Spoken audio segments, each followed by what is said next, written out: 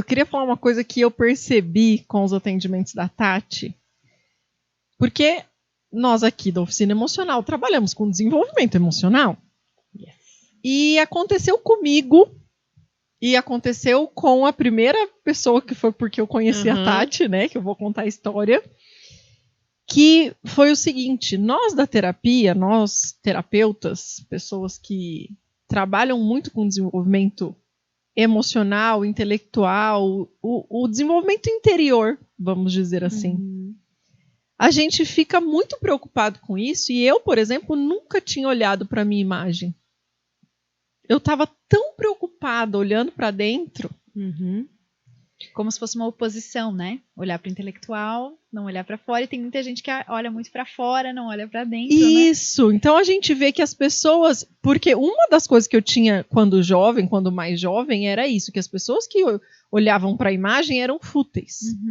Que eram ainda pessoas... mais profunda, né? Que eram pessoas que não tinham nada na cabeça, que não estavam com tanta coisa importante para me preocupar. Eu vou me preocupar e uma lógica... Com a minha imagem? Uma lógica de achar que é caro, uma lógica de achar que não é pra gente, exatamente. Coisas. E aí o que eu falei pra Tati, né? Porque eu sofri abuso na adolescência, engordei muito. Então, primeiro que eu não queria olhar pro meu corpo, segundo que eu tinha que me esconder. E essa questão do olhar para as pessoas que se cuidavam, da imagem, que eu achava que aquelas pessoas eram fúteis porque elas não tinham... Gente, mas a pessoa não tá vendo que o casamento dela tá destruído, que a vida dela tá uma merda, que ela não se gosta e ela fica gastando tempo com isso. Vai gastar tempo com outra coisa. E foi o que eu fiz na minha vida. Eu fui gastar tempo, né, com a minha vida interior. E chegou um momento que foi a primeira vez que eu fiz a minha análise de coloração, que eu lembro que no dia da análise, a Débora, que era minha amiga que estava fazendo em mim, eu chorei, porque eu não me reconhecia. Eu falei pra ela, eu não me reconheço. E eu tava no auge, foi quando eu descobri que eu tinha Hashimoto, que é a tireoidite de Hashimoto, e todas as doenças autoimunes, não sei se vocês sabem disso, mas é a pessoa que não pode ser ela mesma. É o cúmulo do problema de identidade, é uma doença autoimune, né? Porque... E é bem comum, principalmente nas cartelas brilhantes. É bem comum. E aí... Então isso para mim foi muito forte. O entender que eu já tinha mudado tanto por dentro que chegou uma hora que eu já não me reconhecia mais por fora. Porque eu já não era mais aquela pessoa que eu estava transmitindo. E aí eu achei muito engraçado que aconteceu isso com essa minha aluna. E eu vou contar o caso dela aqui porque assim foi muito forte. E eu tenho muitos alunos, então não vou citar nomes, mas... Sim.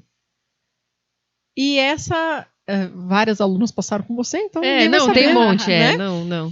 Então, só se ela se denunciar, se você quiser, daí você escreve tudo lá embaixo, essa aqui sou eu. Se ela estiver muito confiante no que ela pode estar, né? Tá tudo bem compartilhar a história, né? E essa minha aluna, primeira vez que ela veio passar comigo, eu questionei ela uma questão muito séria. Eu falei assim, você tem problema com homossexualidade? E ela assustou. Não, por quê? Eu falei, porque quando eu olho pra você, eu vejo um homem e não uma mulher. E aquilo, ela ficou assim, assustadíssima. Ela falou, gente, mas como assim? Da onde isso, né? E fizemos a constelação dela naquele dia e ela entendeu que estava identificada com o pai e não podia refletir esse pai. Então, enfim, tinha as questões dela. Quando chegou no último dia de aula, ela veio me questionar. Ela falou, Ju, lembra aquela coisa que você me perguntou? Mudou, né? Não tem mais aquela imagem ou você ainda me vê assim? E aí eu olhei de novo para ela e falei assim, eu perguntei para ela, você engordou? Ela falou, eu engordei. Ou seja, daquela primeira vez que eu tinha falado com ela, o nosso curso dura 6 meses, então 6 meses depois, ela tinha engordado. E eu falei para ela, então, porque agora você tá infantil. Porque aí perde a forma. Quando a gente engorda, a gente perde a forma. Parece um bebê de novo, né? Parece um bebê. E ela tava toda de rosa bebê. Tudo de rosa bebê. Lilazinho, Tudo era rosinha. rosinha bebê e lilás. Porque ela também queria se identificar com o delicado, né? Com o feminino. Sim, então também só que tem foi essa pra aquele simbólica, lado. né? Isso. E aí tá. E ela foi embora. E eu fui embora também. E no outro dia eu acordei e falei assim... E eu não conhecia a Tati ainda pessoalmente, né? E aí eu falei assim, gente... Ela já mudou tudo que tinha pra mudar por dentro. Uhum. Só que ela não tá conseguindo colocar isso pra fora. Ela não tem esse problema. Ela não tem isso, entende? É uma coisa que não era Sim. dela. Não é isso, né? Não só está que ela não identificada. conseguia botar pra fora. Faltavam E os aí- recursos. Ela é de fora e tava aqui em Curitiba ainda, eu liguei pra Tati. Falei, Tati, tem uma pessoa pra você atender, mas tem que ser hoje.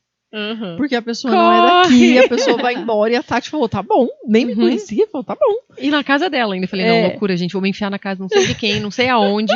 Mas pelo amor à profissão e o impacto que a gente sabe que tem isso, né? Porque Uhum. Pode essa ter, é a né? certeza que eu tinha no meu coração, né? Eu lembro quando a Jéssica foi viajar, eu falei, Jéssica, você não pode ir embora antes de fazer o curso. Né? E ela falou, Tati, eu vou abrir uma turma só porque você quer muito. É. E aí ela veio, eu liguei pra ela, falei, ó, você precisa vir. Ela, tá bom, se você tá falando, eu vou, porque... Enfim. Falou, tá falado. E foi algo transformador. E era exatamente isso. Era uma pessoa que tinha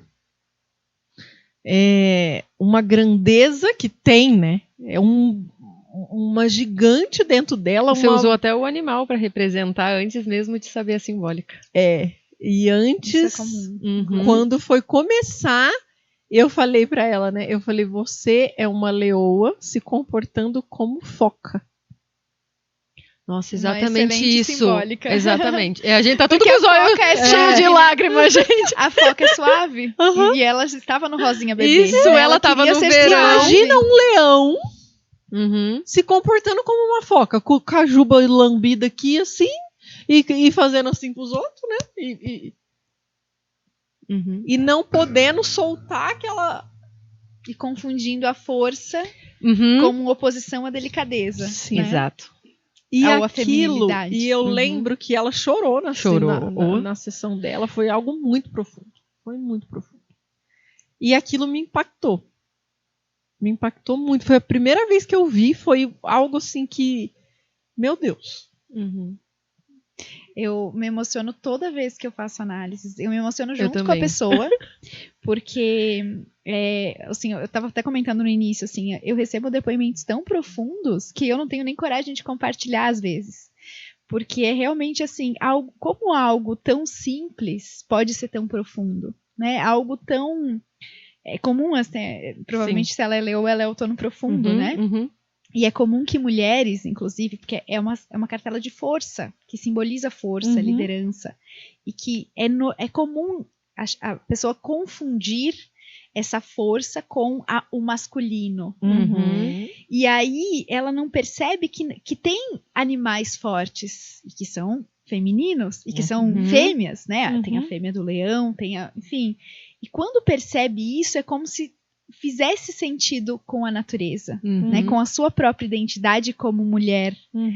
Então, assim, a quantidade de essa profundidade que uma coisa tão simples, né? Porque que Deus criou não se opõe à complexidade, mas ao mesmo tempo é simples, profundo e que não tira a complexidade do que Deus fez. Mas assim, eu me emociono todas as vezes justamente porque é algo que eu quero que chegue a mais pessoas, porque assim, eu quero que todas as pessoas consigam fazer essa coloração e que todas as pessoas conheçam a sua simbólica, mesmo quem já fez, né?